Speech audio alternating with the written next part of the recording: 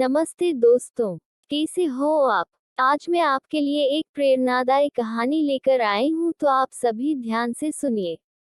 एक साधु की कहानी। एक बार एक गांव में एक साधु रहता था जो भगवान पर बहुत विश्वास रखता था। यह बार वह साधु पेड़ के नीचे बैठा था और भगवान को याद कर रहा था, तो अचानक वहां बाढ़ आ गई। चारों तरफ पानी ही पानी। सब लोग अपने आप को बचाने के लिए ऊपर पहाड़ की तरफ भागने लगे। उनमें से एक आदमी देखा कि इस हालत में भी साधु जी भगवान की तपस्या कर रहे हैं। वह सोचा कि ये अपने आप को बचने के लिए कहीं जा क्यों नहीं रहे हैं, तो उसे साधु से बोला, अरे आप कहीं जा क्यों नहीं रहे हो? आप भी मेरे साथ ऊपर पहाड़ की तरफ चलो, नहीं तो डूब जाओगे। साधु बोले, अरे हमें क्या होगा, मैं भगवान की इतनी तपस्या करता हूँ, मुझे कुछ नहीं हो सकता, मुझे भगवान अपने आप बचाएगा।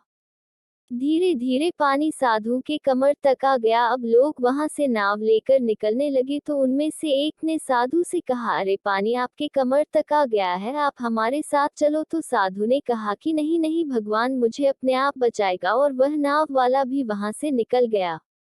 कुछ देर बाद पानी इतना बढ़ गया कि साधु के सर तक पहुंच गया, और अब लोगों को बचने के लिए हेलीकॉप्टर निकलने लगे। एक हेलीकॉप्टर साधु के पास आया, जो कि आखिरी हेलीकॉप्टर था। साधु के पास नीचे रस्सी फेंकी और बोला, इसे पकड़ो और ऊपर आ जाओ, नहीं आप डूब जाओगे। यह आखिरी हेलीकॉप्टर है और आपके पास में दूसरा कोई रास्ता नहीं है बचने के लिए। साधु ने कहा, यह रस्सी वापस ऊपर खींच लो और आप चले जाओ, मुझे भगवान के ऊपर पूरा भरोसा है, वह मुझे बचा लेगा। पानी काफी ऊपर आ गया, पेड़ डूब गया और साधु की भी डूबने से मौत हो गई।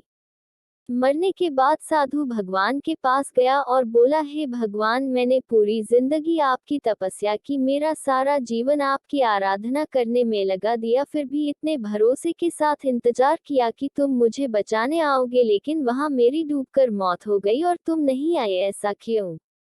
भगवान बोले, मूर्ख इंसान, एक नहीं 3 बार आया था, वो तीनों बार में ही तो था। पहला पैदल, दूसरा नाव के द्वारा, और तीसरा हेलीकॉप्टर के द्वारा, लेकिन तुमने मेरा एक भी अवसर पहचान नहीं पाया, पता नहीं किसका इंतजार कर रहा था। इस तरह से जिंदगी में हमें ऊपर वाला बहुत से मौके देता रहता है, लेकिन हम सब उस मौके को ठुकरा कर पता नहीं किस चीज का इंतजार कर रहे होते हैं कि वो होगा तभी मैं करूंगा, और इस बात पर अड़े रहने से एक वक्त के बाद वो मौका हाथ से निकल जाता है और हम कुछ नहीं कर पाते हैं। तो किसी भी अच्छे समय का इंतजार मत करो, जो भी करना है आज और अभी से ही शुरू कर दो।